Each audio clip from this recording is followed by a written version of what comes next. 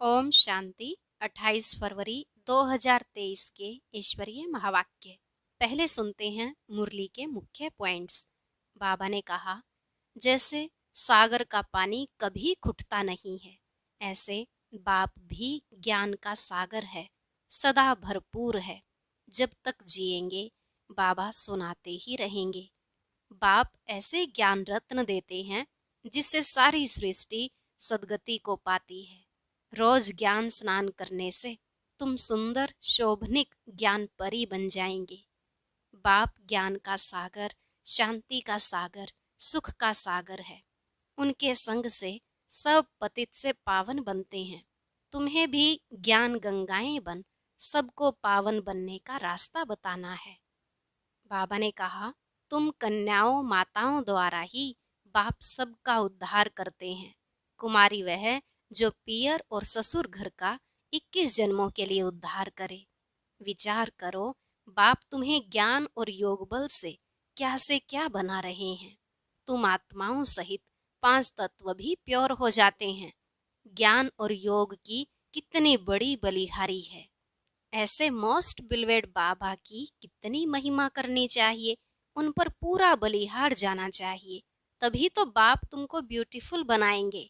फिर भविष्य में तुम्हारी हेल्थ भी अच्छी और ब्यूटी भी नेचुरल रहेगी। लास्ट में बाबा ने कहा, मैं तुम बच्चों के लिए स्वर्ग की सौगात लेकर आया हूँ। स्वर्ग के सौगात की चाबी यहाँ कन्याओं को दी है। कन्याएं ही भारत को स्वर्ग बनाती हैं। तो सदा बुद्धि में रहे, हम शिव शक्ति पांडव सेना बाप के मददगार बने हैं। अभी हमने पारलौकिक माता पिता की गोद ली है। अब सुनते हैं महावाक्यों को विस्तार से। बाबा ने कहा, मीठे बच्चे, बाप के ज्ञान की कमाल है जो तुम इस ज्ञान और योग बल से बिल्कुल पवित्र बन जाते हो। बाप आए हैं तुम्हें ज्ञान से ज्ञान परी बनाने। प्रश्न, बाप की कमाल पर बच्चे बाप को इन एडवांस कौन सा इनाम देते हैं? उत्तर, बाप पर बलि चढ़ना ही उन्हें इन एडवांस इनाम देना है। ऐसे नहीं, बाबा पहले ब्यूटीफुल बनाए फिर बलिहार जाएंगे। अभी पूरा बलि चढ़ना है। शरीर निर्वाह करते, बाल बच्चों को संभालते, श्रीमत पर चलना ही बलिहार जाना है। इस पुरानी दुनिया में तो ठिक्कर ठोबर हैं।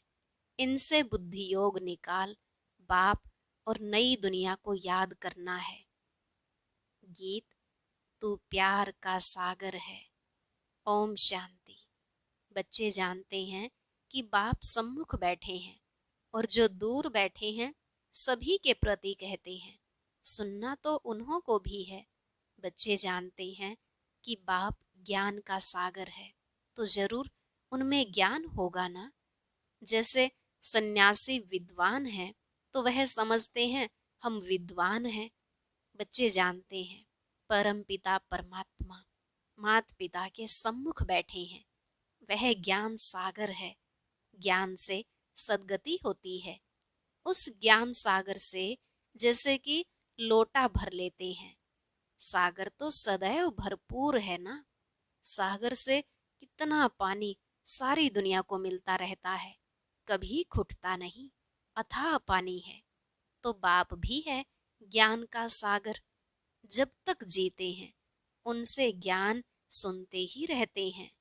वह सदा भरपूर है। थोड़े से ज्ञान रत्न दे देते हैं जिससे सारी सृष्टि सद्गति को पाती है। वह है ज्ञान का सागर, शांति का सागर, सुख का सागर। उनके संग से पतित से पावन बनते हैं।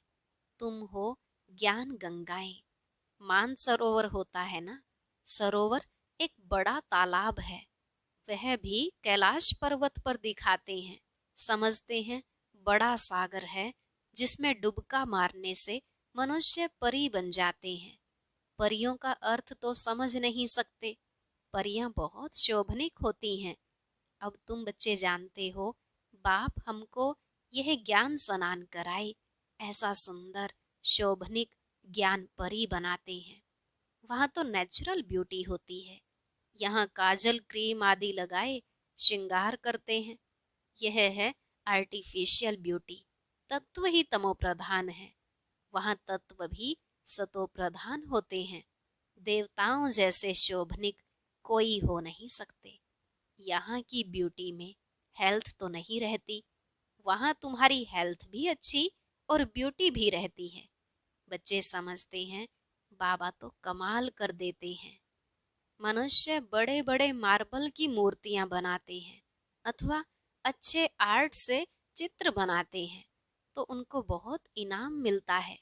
अब विचार करो, बाप ज्ञान और योग बल से हमको क्या से क्या बना देते हैं। यह तो बाप कमाल करते हैं। ज्ञान और योग की कितनी बड़ी बलिहारी है। कमाल है, बाबा के ज्ञान बल से आत्मा बिल्कुल ही पवित्र हो जाती है। 5 तत्व भी प्योर हो जाते हैं, जिससे नेचुरल ब्यूटी रहती है।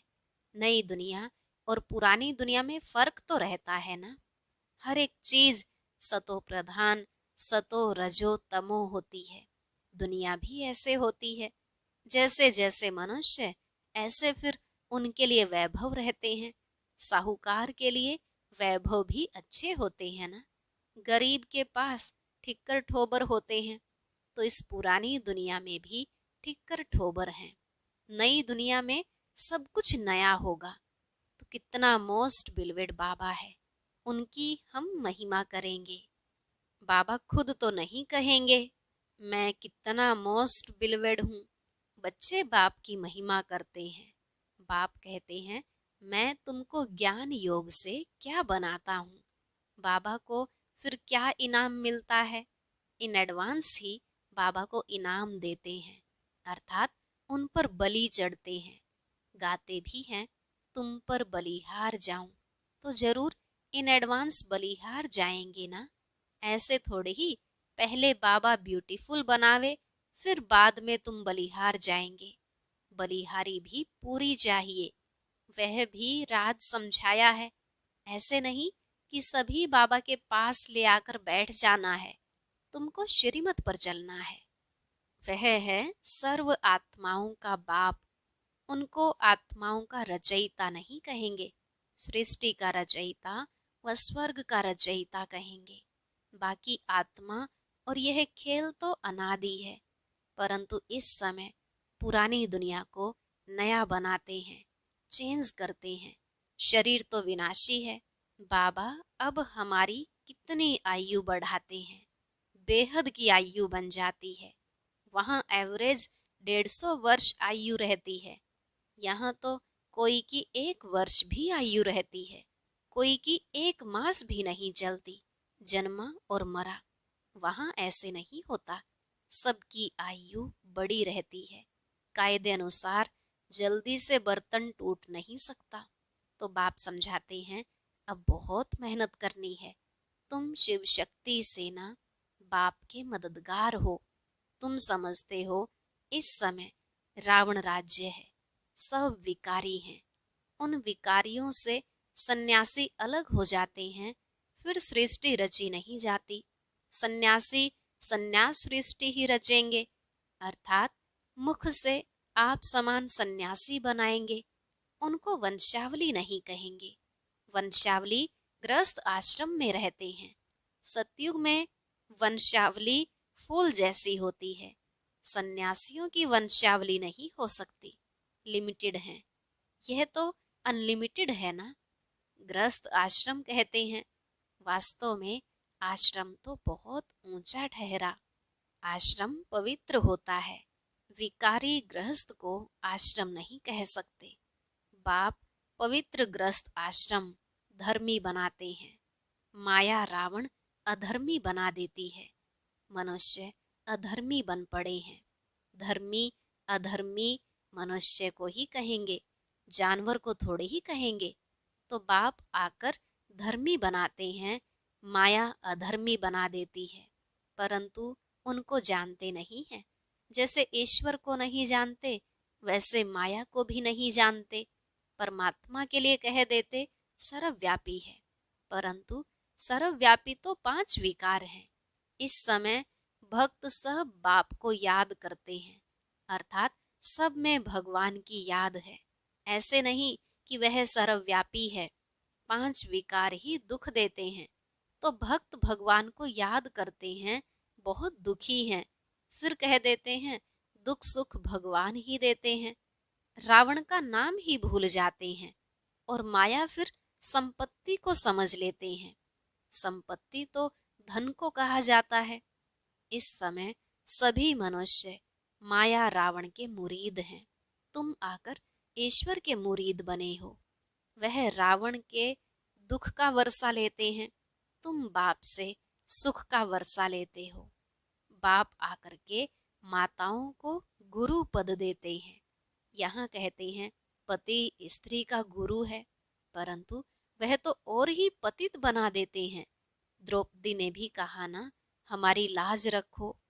अब बाप कहते हैं इन कन्याओं द्वारा ही उद्धार करूंगा। कन्या का गायन है। कुमारी वह जो पियर और ससुर घर का 21 जन्मों के लिए उद्धार करे।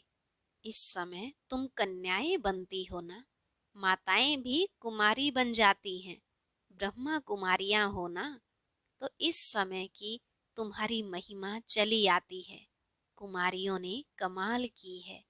बाप ने ही कुमारियों को अपना बनाया है, तो नाम बाला करना है। माताएं भी ईश्वरीय गोद ले कुमारी बन जाती हैं।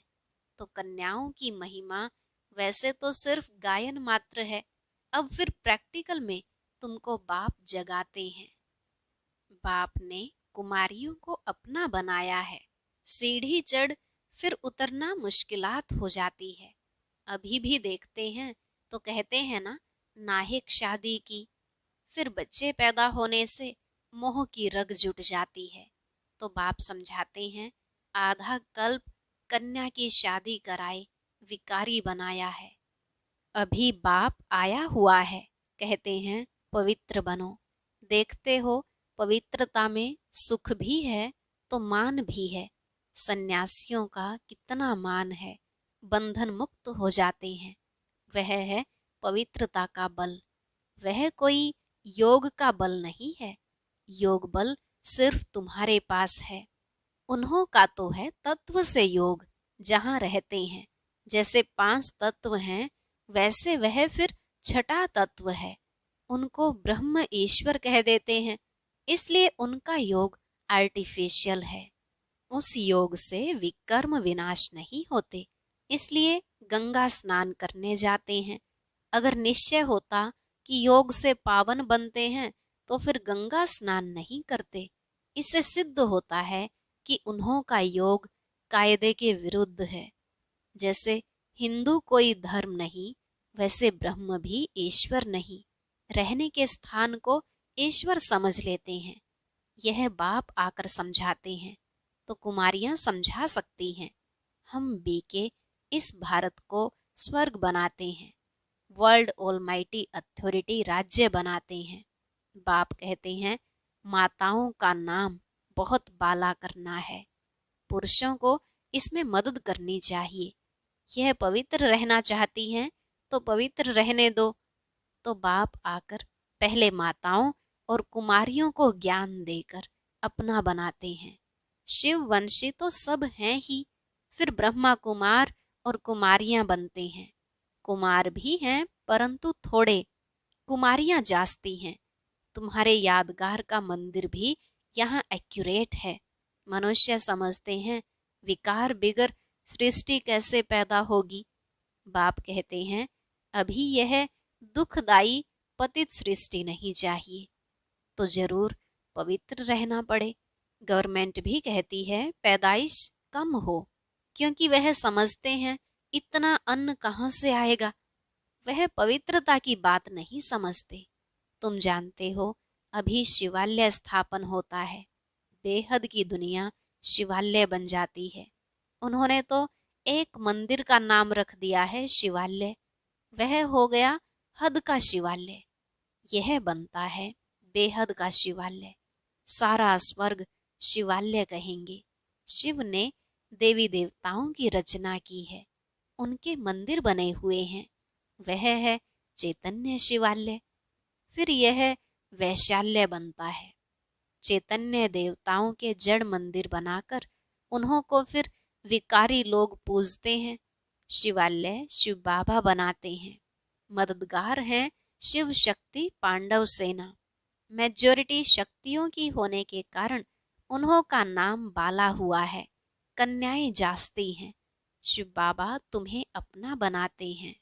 श्री कृष्ण तो छोटा प्रिंस था, वह कैसे अपना बनाएगा? वह तो खुद ही स्वयंवर कर महाराजा बनते हैं। तो यहाँ शिव बाबा कंसपुरी से निकाल तुमको श्री कृष्णपुरी सतयुग में ले चलते हैं। यह है कंसपुरी। अब सारी दुनिया है एक तरफ और तुम थोड़ी बचियां हो दूसरे तरफ। आधा कल्प मनुष्यों ने उल्टा समझाया है, बाप ने आकर सुल्टा समझाया है।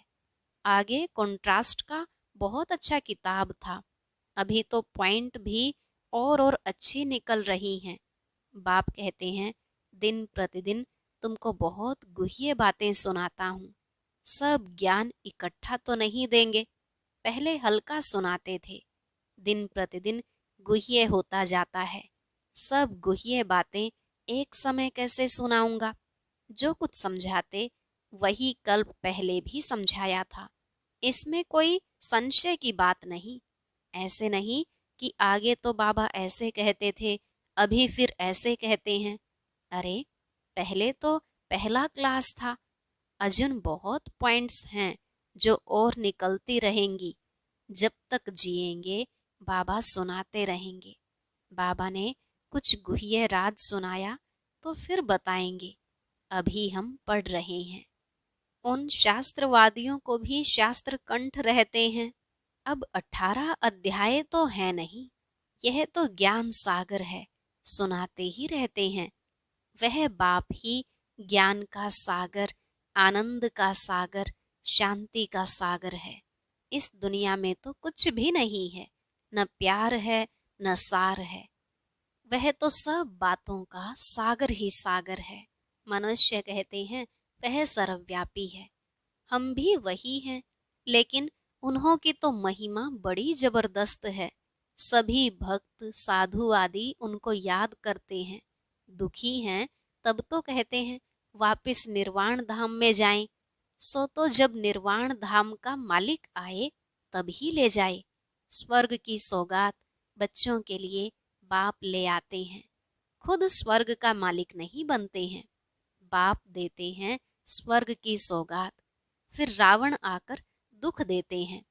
दुख को सौगात नहीं कहेंगे। स्वर्ग के सौगात की चाबी दी है कन्याओं को। कन्याएं भारत को स्वर्ग बनाती हैं। कन्याएं अपने मित्र संबंधियों को भी समझा सकती हैं, हमने पारलौकिक माता पिता की गोद ली है। अच्छा, मीठे मीठे सिकी लधे बच्चों प्रति माता पिता बाप दादा का याद प्यार और गुड मॉर्निंग। रूहानी बाप की रूहानी बच्चों को नमस्ते। रूहानी बच्चों की रूहानी बाप दादा को नमस्ते नमस्ते, गुड मॉर्निंग, शुक्रिया बाबा, शुक्रिया। धारणा के लिए मुख्य सार। पहला पॉइंट, गृहस्थ को आश्रम अर्थात पवित्र बनाना है।